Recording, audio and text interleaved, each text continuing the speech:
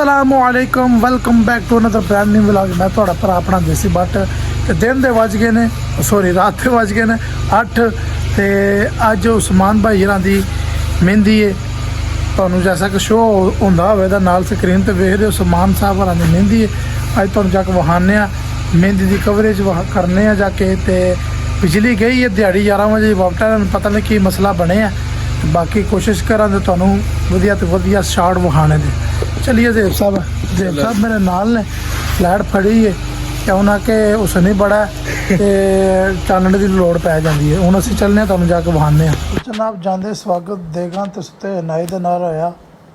लाओ जी मैदान सजिया पे या टेबल लगे पे ने बंदे कुछ रोटी खा ली तो कुछ खा रहे ने दबा दब रोटी खा रहे ने। तो मैं भी आख्या यार कुछ कर लीए तो नाल ही साढ़े पिंड का रशाद चीमा आ गया तो वाह जी वाह नासर लंबड़दार भी आ गया। तो अपने पुत्रा कह रहा मेरा पुत्र खा पी लिया तो हूँ टुर चलो घर। तो अब्दुल्ला वड़ैच भी आ गया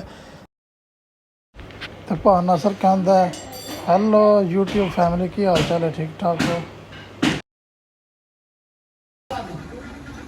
थोड़ी बनानी है सिर्फ।